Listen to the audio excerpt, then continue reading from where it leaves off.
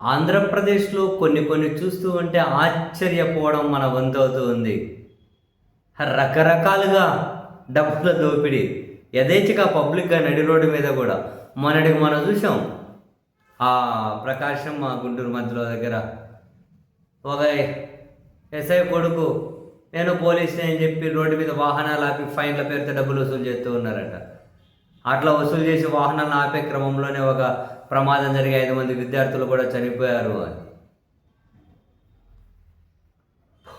ఒక పోలీస్ ఆయన కొడుకు నేను పోలీసునేనని చెప్పి వసూలు చేస్తున్నాడు నడి రోడ్డు మీద దర్జాగా వాహనాలను ఆపి. ఇంకా ఆ చర్చ పచ్చిగా ఉండగానే ఈరోజు ఇంకొకటి ఏమంట, మేము విజిలెన్స్ టీము కేంద్ర ప్రభుత్వ అధికారులమని లేకుంటే మైన్స్ అధికారులమని చెప్పి చీమకుర్తి దగ్గర నడి రోడ్డు మీదే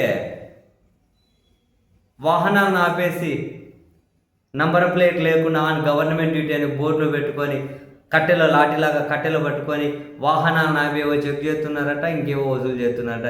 ఈ వార్త చదివి నేను ఇంకా మరీ ఆశ్చర్యపోయాను. చూడండి, ఇంకా ప్రకాశం జిల్లాలో గ్రానైట్ సీనరేజీ వసూళ్ల కోసం చంద్రబాబు ప్రభుత్వం కాంట్రాక్ట్ అప్పగించిందట. ప్రైవేట్ ఏజెన్సీ ఏఎంఆర్ సంస్థ ఆ సిబ్బంది ఏకంగా విజిలెన్స్ అధికారుల అవతారం ఎత్తారట. ఆన్ గవర్నమెంట్ డ్యూటీ బోర్డులతో ఉన్న వాహనాల్లో వచ్చి పోలీస్ అధికారులమంటూ గ్రానైట్ వాహనదారులను భయభ్రాంతులకు గురి చేశారట.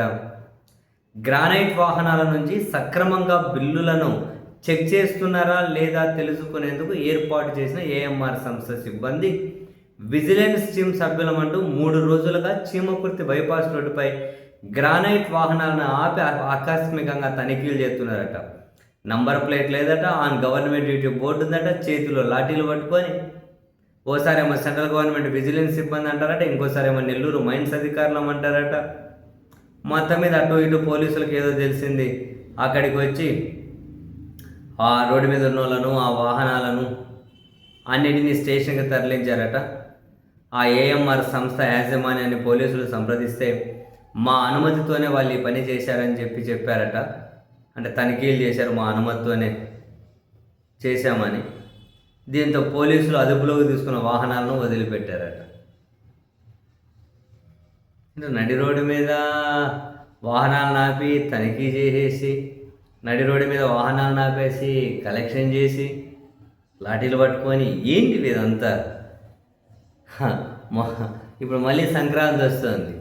కోడిపందాల దగ్గర ఆడ దగ్గర చుట్టుపక్కల రోడ్డు మీద కూడా పార్కింగ్ ఇది ఇక్కడి నుంచి వరకు నాకు అని చెప్పి నువ్వు దగ్గర వాహనం ఆపితే ఇదంతా నా పార్కింగ్ ఏంది అని చెప్పి 100-200 వసూలు చేసే బ్యాచ్లు ఇంక వారం రోజులు తగలడతాయి. అరే ఎంత యథేచ్ఛగా నడి రోడ్డు మీద వసూలు చేస్తున్నారు కదా.